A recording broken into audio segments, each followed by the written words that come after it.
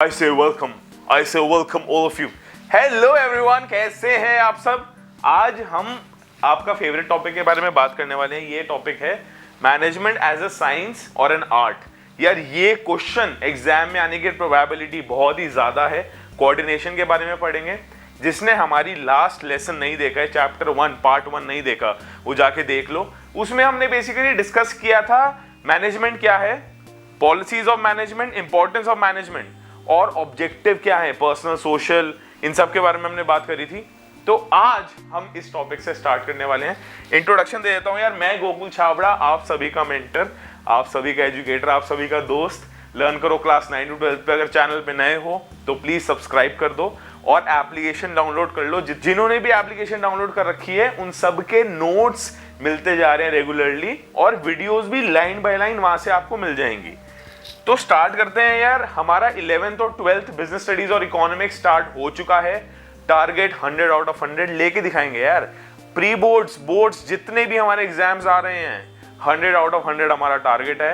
Application के through आप quizzes भी अटेंड कर सकते हो। प्लीज जाके देखो, मजा आ जाएगा आपको। ठीक है, ये यार बैच टाइमिंग्स है। क्लास 12 क्लास 11 के मैथमेटिक्स क्लास 11 शुरू हो चुकी है।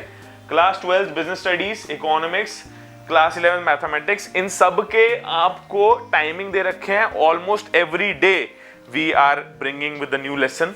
आई होप आप सबको ये अभी तक बात पता है और ये सारे सब्जेक्ट पढ़ाए जाएंगे यार। इंट्रोडक्शन हो गया काफी मस्त, काफी एनर्जेटिक। अब काम की बात करते हैं, स्टार्ट करते हैं। मैंने पहले भी बहुत बार बता रखा है, इंडेक्स देखना बहुत जरूरी है। इससे पता लगता है हमें किस लेसन पे कितना टाइम इन्वेस्ट करना है। अब देखो, हमने यहाँ से स्टार्ट किया है nature and significance of management. इसके हम 2 पार्ट लेके चलेंगे। पार्ट 1 हमारा हो चुका है complete. Part 1 is complete. Part 1 हमारा कंप्लीट हो गया। ठीक है, वीडियो लेसन एक बार इसका जाके देखो आप, मजा आ जाएगा, सारा समझ आ जाएगा और कॉन्सेप्ट्स क्लियर हो जाएंगे। आज हम बात करने वाले हैं पार्ट 2 की, जिसमें हम बेसिकली 2 बहुत ही इंपॉर्टेंट क्वेश्चंस के बारे में बात करेंगे। मैनेजमेंट एज अ साइंस और एन आर्ट, फर्स्ट क्वेश्चन, और coordination is the essence of management, second question. मुझे आज भी याद है 2015 में पास आउट किया था यार स्कूल। 2015 में एग्जाम्स दिए थे क्लास 12 के, उसमें भी ये दोनों टॉपिक बहुत इंपॉर्टेंट थे। ये जरूर करके जाना, बहुत आसानी से एक्सप्लेन करने वाला हूं। सो स्टार्ट करते हैं। ठीक है, नेचर ऑफ मैनेजमेंट। देखो यार, सबसे पहले तो बात सुनो, एक बहुत इंपॉर्टेंट। मैनेजमेंट चैप्टर का नाम क्या है? Nature and significance of management. Significance मतलब इंपॉर्टेंस। सिग्निफिकेंस जब भी आप वर्ड देखो, आप याद रखना, चाहे वो इकोनॉमिक्स में हो, बिजनेस स्टडीज में हो, किसी भी सब्जेक्ट में हो, सिग्निफिकेंस का मतलब होता है इंपॉर्टेंस। अब हम आज नेचर ऑफ मैनेजमेंट की बात कर रहे हैं। हमने सिग्निफिकेंस पार्ट 1 में कंप्लीट कर लिया है, जिसमें हमारी इंपॉर्टेंस आ गई, ऑब्जेक्टिव्स आ गए, ये सब आ गया, डेफिनेशन आ गई मैनेजमेंट की, और मैनेजमेंट की प्रॉपर्टीज आ गई, कैरेक्टरिस्टिक्स क्या है मैनेजमेंट के। आज हम बात करते हैं नेचर की। बहुत बढ़िया टॉपिक है और बहुत ही काम आएगा आपको लाइफ में। द टर्म मैनेजमेंट, पहले तो हम यहाँ पे मैनेजमेंट की बात करें तो सिर्फ उसके बारे में बात करेंगे। The term management today has several connotations that highlight the different aspects of its nature. यहाँ पे यार ये कोनोटेशन जो वर्ड है ना, कोनोटेशन का मतलब ये है आप एक बात को कितने तरीकों से समझ सकते हो। हम मैनेजमेंट को बहुत सारे तरीकों से समझ सकते हैं। अगर बहुत ही लेमैन भाषा में बोलूं, आपको जब कोई बोलता है ना ग्रो अप, इसका मतलब ये नहीं है कि बड़े हो जाओ। इसका मतलब ये है, ग्रो अप का मतलब ये है दूसरी भाषा में, मतलब बहुत ही स्लैंग है ये ग्रो अप। इसका मतलब ये है कि आप अभी बहुत चाइल्डिश बिहेव कर रहे हो, थोड़ा मैच्योर बिहेव करने लग जाओ। आप समझ रहे हो? ग्रो अप का मतलब ये भी है कि बड़े हो जाओ। ग्रो अप का मतलब ये भी है कि यार अभी आप बहुत चाइल्डिश बिहेव कर रहे हो, मैच्योर रिएक्ट करो, मैच्योर बिहेव करो। तो जैसे एक शब्द के, एक सेंटेंस के मल्टीपल मीनिंग्स हैं, वैसे ही यार ये भी बता रखा है आज मैनेजमेंट के मल्टीपल कोनोटेशंस है। कोनोटेशंस मतलब मल्टीपल मीनिंग्स हैं, मल्टीपल पर्सपेक्टिव्स हैं that highlight the different aspects. एक एस्पेक्ट नहीं है, जब डिफरेंट एस्पेक्ट्स होंगे उसी को तो कोनोटेशन कहेंगे। डिफरेंट एस्पेक्ट से किसी चीज को समझना is equal to connotations. One question that needs to be addressed pertaining the nature. अब यहाँ पे ऑब्वियसली हम जब नेचर की बात कर रहे हैं तो नेचर का मतलब ये है, हमें 2 कैटेगरी दे रखी है। क्या मैनेजमेंट एक साइंस है या मैनेजमेंट एक आर्ट है? अब बहुत ही ध्यान से सुनो। देखो यार, जो हमारा ये ब्रेन होता है ना, हमारे ब्रेन की लेफ्ट हैंड साइड सारी लॉजिकल रीजनिंग और मैथमेटिक्स से बनी होती है। जो आप प्रेजेंटेशन दे के आते हो एग्जाम में कि हम एग्जाम में ये लिखेंगे, अच्छा यार इतने मार्क्स का मैं अटेम्प्ट करके आया हूं, जितनी भी आप कैलकुलेटिव वर्क करते हो वो सारा लेफ्ट ब्रेन में होता है। या मैं कह सकता हूं कि वो लेफ्ट पार्ट जो होता है वो साइंस से रिलेटेड है। इसके बारे में और बात करेंगे, डिटेल में डिफरेंस क्या है बात करेंगे, पर आप समझ रहे हो लेफ्ट वाला पार्ट जो है हमारे ब्रेन का वो है साइंस से रिलेटेड। यही जो राइट वाला है ये क्रिएटिविटी, कि मैं और सुंदर कैसे बना सकता हूं अपनी आंसर शीट को। मेरे को स्किल कौन सी आती है, मेरे को गिटार बजाना भी आता है, बोलना भी आता है, पब्लिक स्पीकिंग भी आती है, लोगों के साथ में सोशल भी हूं, ठीक है, और मैं अच्छा गायक भी हूं, मुझे बहुत अच्छा लगता है सिंगिंग करना। तो वो हमारा सारा क्रिएटिविटी का पार्ट है, वो आता है आर्ट में।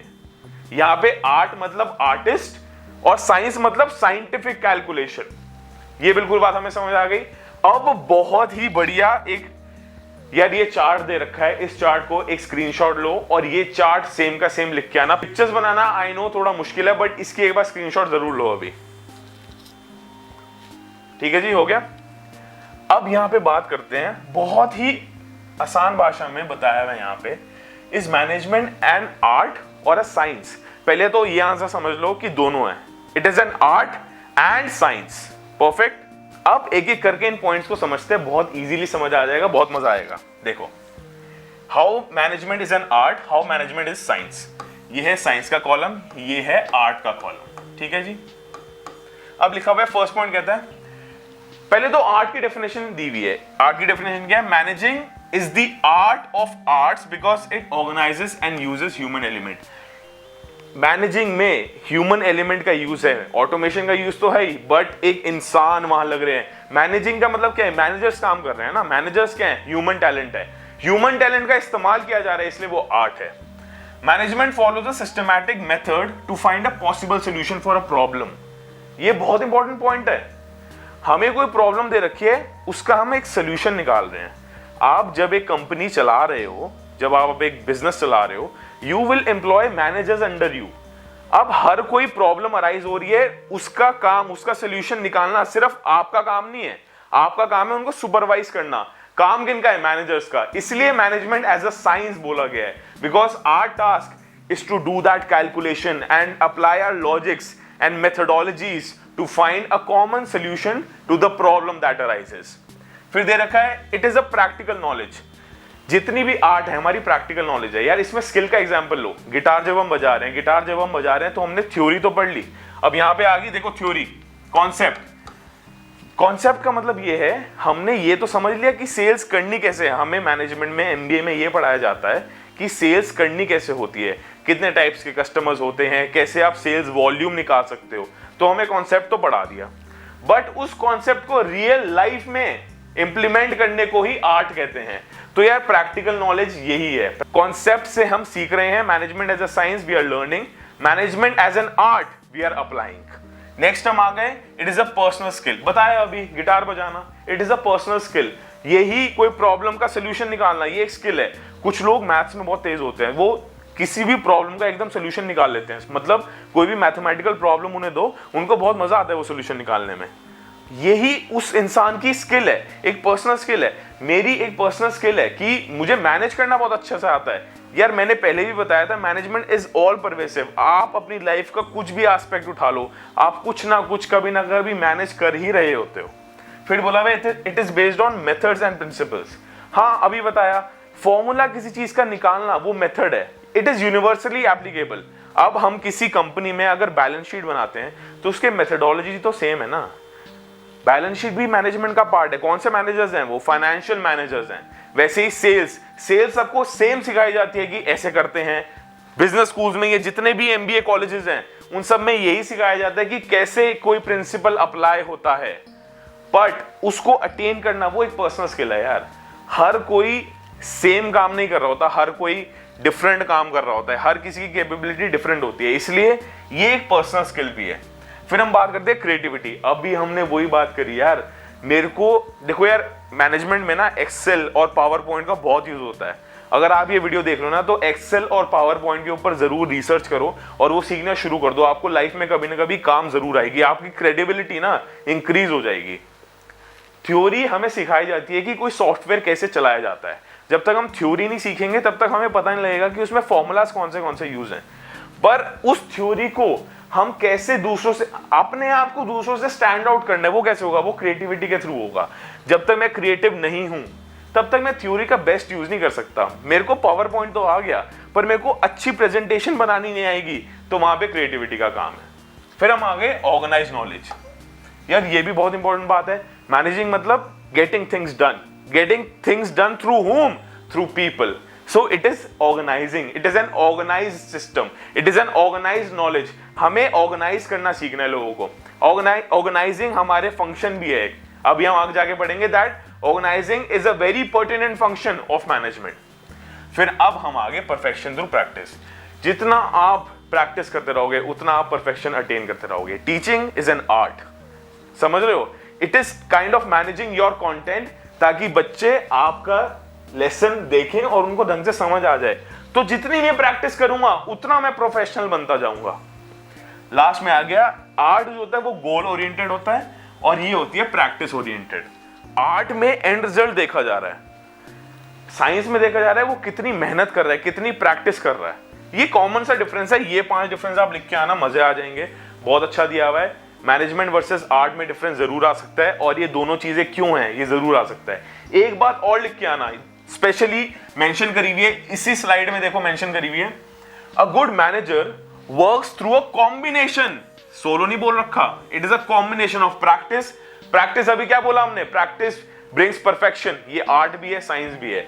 ये देखो प्रैक्टिस, ये आर्ट भी है, साइंस भी है।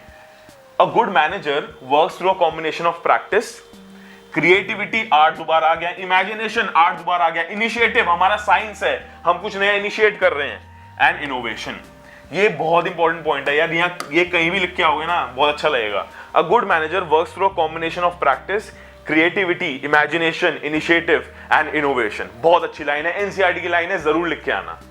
फिर हम बात करने वाले हैं management as a profession.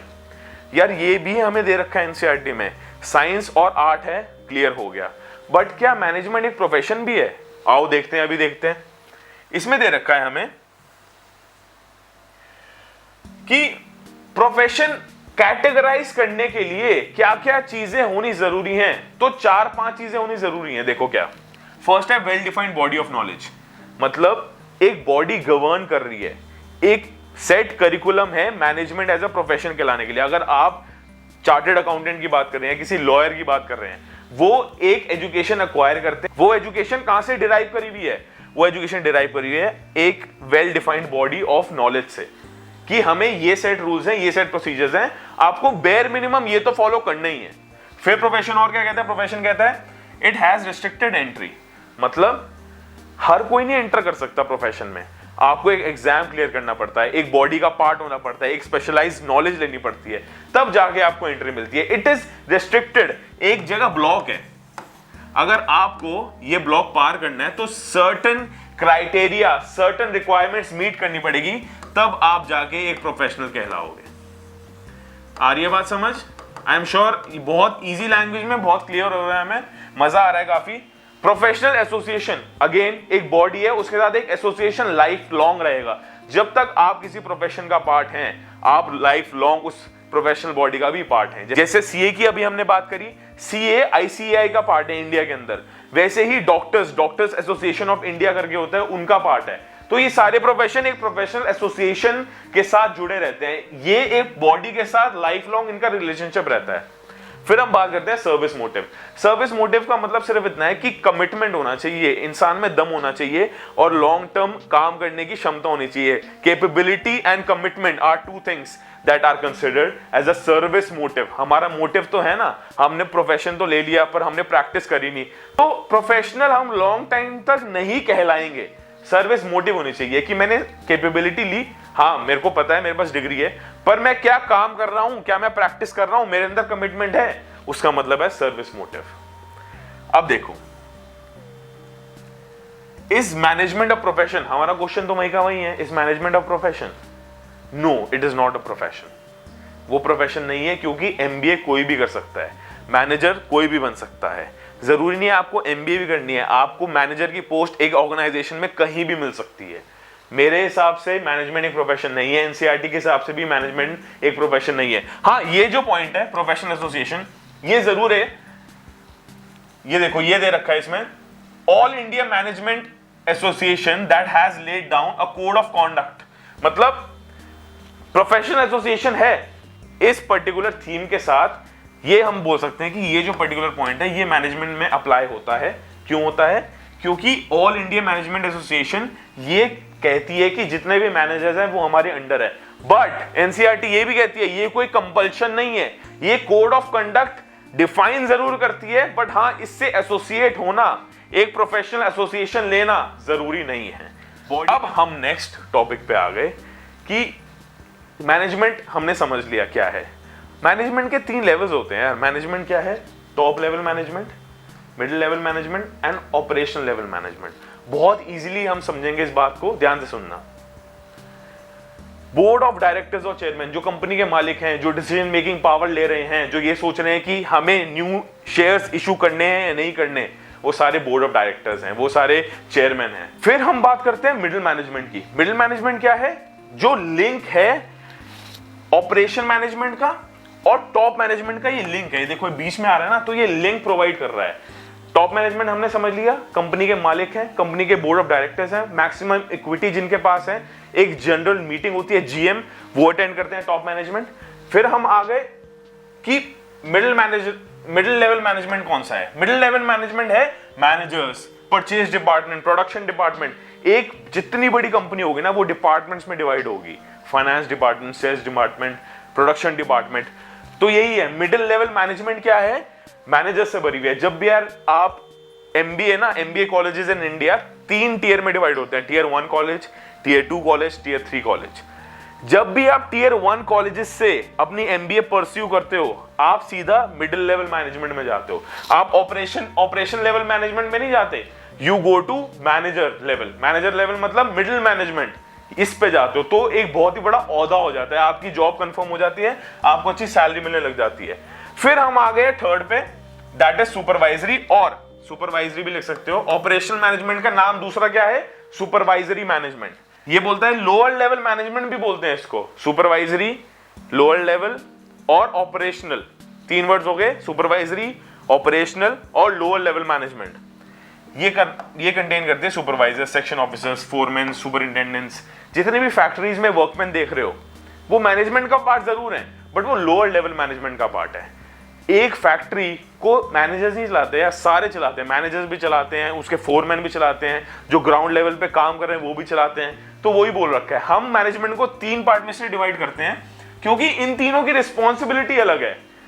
Company decision making power, इस पॉइंट को लिखो, मजा आ जाएगा लिखोगे तो, और एग्जाम में 100 में से 100 इस पॉइंट को लिख के ही आने वाले हैं तुम्हारे। Top level management, decision making authority. Middle level management, link between top level and operation. Operation level का बंदा सीधा यहां आके अपनी क्वेरी नहीं बताएगा, वो पहले मिडिल लेवल के पास जाएगा, मिडिल लेवल से क्वेरी यहां पे आएगी। जितने भी रिड्रेसल्स होते हैं, जितनी भी ग्रीवियंसेस जाती हैं टॉप लेवल के पास, वो आती हैं मिडिल मैनेजमेंट से। आगे बात समझ। मिडिल लेवल का मतलब ये भी हमारे मैनेजर्स, डिफरेंट डिपार्टमेंट्स। और लास्ट में आ गया ऑपरेशनल। ऑपरेशन मतलब फ्लोर पे जो है, फ्लोर मतलब फैक्ट्री के वर्कर्स जो हैं, ये तुम एक एग्जांपल ले सकते हो। अब हमारा लास्ट टॉपिक आ गया आज का, वो है coordination, the essence of management. इसका बस समझेंगे कि ये है क्या, कोऑर्डिनेशन का मतलब क्या है। मतलब समझ आ जाएगा तो हम आराम से लिख भी आएंगे एग्जाम में। ठीक है, स्टार्ट करें। देखो यार क्या बोल रहा है, ये बोल रहा है a manager has to perform 5 interrelated functions. Functions याद है कौन से हैं? मैं बताऊं कौन से हैं? Planning, organising, directing, controlling, staffing. 5 series में लर्न करो इनको। प्लानिंग के बाद क्या आता है? डायरेक्टिंग नहीं, प्लानिंग के बाद आता है organising. Planning, organising, directing, staffing, controlling. हो गए याद? 5 इंटररिलेटेड फंक्शंस। ये इंटररिलेटेड हैं, सेपरेट फंक्शंस तो हैं ही, but they are interrelated, interdependent in the process of management of an organization, which is a system made of different interlinked and interdependent subsystems. एक बहुत बड़ा सिस्टम है, उन सब सिस्टम्स के अंदर सब सिस्टम्स हैं, सब सिस्टम्स को कोलैबोरेट करना है। बहुत बड़ा सिस्टम क्या है? कंपनी। सब सिस्टम्स क्या है? 3 लेवल ऑफ मैनेजमेंट। उन उन 3 लेवल ऑफ मैनेजमेंट में क्या चल रहा है? उन 3 लेवल ऑफ मैनेजमेंट में ये चल रहा है, प्लानिंग चल रही है, फिर ऑर्गेनाइजिंग चल रही है, फिर डायरेक्टिंग चल रही है, फिर स्टाफिंग चल रही है, फिर कंट्रोलिंग चल रही है। तो यही बोल रखा है यार, ये हमें एक प्रीमिस दे रखा है। मतलब हम कोऑर्डिनेशन क्यों पढ़े? क्योंकि हमारे जो फंक्शंस हैं वो इंटर रिलेटेड हैं और एक बड़े सिस्टम के अंदर सब सिस्टम्स हैं, वो अपने इंडिविजुअल भी काम कर रहे हैं और आपस में मिलजुल के भी काम कर रहे हैं। और यार डेफिनेशन यहीं से बन के आई है, मिलजुल कर काम करने को ही कोऑर्डिनेशन कहते हैं। सुनो ध्यान से, कोऑर्डिनेशन क्या है? Coordination is the force that binds, binds का मतलब क्या है यहाँ पे? बाइंड्स मतलब मिलजुल कर, मतलब साथ में, binds all the other functions of the management. ये सेपरेट तो है ही फंक्शन, इन सबको जब साथ मिलाते हैं उस टर्म को क्या कहते हैं? कोऑर्डिनेशन कहते हैं। और यार रेफरेंस के लिए तुम्हारा मैंने वो भी बना रखी है, देख लो इसको, इमेज, बहुत ही प्यारी इमेज है, बड़े सारे चक्र हैं, finance department, human resources department, ये फिर R&D हो गया, फिर ये हमारा हो गया सेल्स एंड मार्केटिंग, ये सेल्स वाला फंक्शन हो गया। तो समझ रहे हो, ये सारे डिफरेंट फंक्शंस हैं। फिर ये हो गई ग्लोबल मैनेजमेंट की, हम अपने ओवरसीज ऑपरेशन कैसे करें। फिर ये हो गया फाइनेंस। तो अलग अलग जितने भी सेक्शन हैं, देखो डिफरेंट डिफरेंट व्हील हैं, डिफरेंट डिफरेंट सिस्टम्स हैं। उन डिफरेंट सिस्टम्स को, ये देखो, ये बंदा यहां से पुश कर रहा है, ये बंदा इन दोनों को कनेक्ट कर रहा है, ये बंदा यहां से उठा रहा है, ये बंदा कह रहा है नहीं वो कुछ गलत हो रहा है यार, इसको ठीक करो। तो ये सारे कोऑर्डिनेट कर रहे हैं। जब तक हम कोऑर्डिनेट नहीं करेंगे तब तक हमारी मैनेजमेंट सक्सेसफुल नहीं होंगी। Coordination is the essence of management. बहुत ही अच्छी बात कही है। आ गया बात इससे समझ? देख लो एक बार पिक्चर ले लो इन सबका, ठीक है। हमारा हो गया, कोऑर्डिनेशन क्लियर हो गया। इसी के साथ हमारा चैप्टर खत्म होता है। बधाई हो, चैप्टर 1 क्लास 12 खत्म हुआ। हमारे क्वेश्चन आंसर्स और एमसीक्यूज रह गए हैं। इसमें आपको क्या करना है? रिवीजन करो, दोनों वीडियोस देखो। आप देखना क्वेश्चंस इनमें से ही निकलने वाले हैं। एनसीईआरटी पढ़ो। ये जितनी थ्योरी लिखवा रखी है, जितनी समझा रखी है, ये सारी एनसीईआरटी की लैंग्वेज है। एनसीईआरटी की लैंग्वेज मार्क करो, आंसर्स लिख के आओ, शॉर्ट फॉर्म्स है तो शॉर्ट फॉर्म्स बनाओ, और जो भी क्वेरी है यार एप्लीकेशन डाउनलोड करके मेरे को पर्सनल मैसेज कर सकते हो। ये फायदा है। जल्दी मिलते हैं। Have a great one. और बल्ले बल्ले शावा शावा, have a great one. Half yearlies के लिए all the very best. Pre boards में फोड़ेंगे, बोर्ड्स में फोड़ेंगे, यही उम्मीद रखता हूँ। Bye bye.